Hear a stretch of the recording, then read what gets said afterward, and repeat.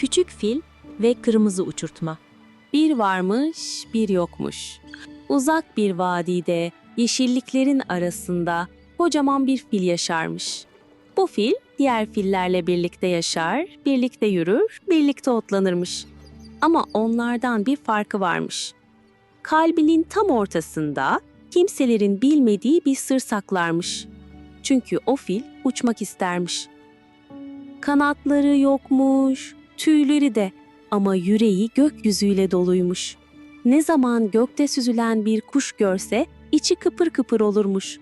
Kuyruğu titrer, kulakları hafifçe kıvrılırmış. Yalnız kaldığında gözlerini göğe diker, rüyalarında bulutlara dokunur, rüzgarla yarışırmış. Sabah olunca sessizce uyanır, ağır adımlarla vadide yürürmüş yine. Ama her geçen gün gökyüzü biraz daha uzak, toprak biraz daha sessiz gelirmiş. Zamanla bu hayalini içine gömmüş. Gökyüzüne bakmamaya başlamış. Diğer filler gibi davranmaya çalışmış. Onlarla birlikte yavaş yürümüş, sessizce otlamış, hiç hayal kurmamış gibi yapmış. Ama içindeki o kıpırtı hiç dinmemiş.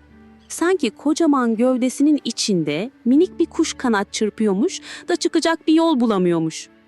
Bazen rüzgar hafifçe kulağını okşar, "Unutmadım seni," dermiş sanki. Günler böyle geçerken bir gün yağmur dinmişken fil ormanın kenarında tuhaf bir şey fark etmiş. İpi kopmuş, eski bir uçurtma.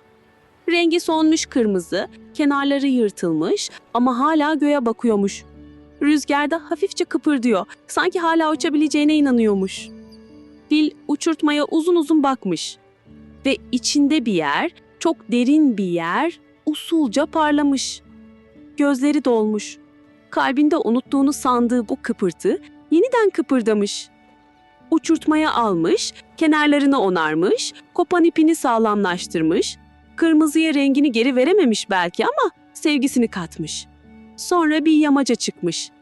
Vadinin en yüksek tepesine. Rüzgar gelmiş, hafif ama kararlı. Fil ağır ama inatçı adımlarla koşmaya başlamış.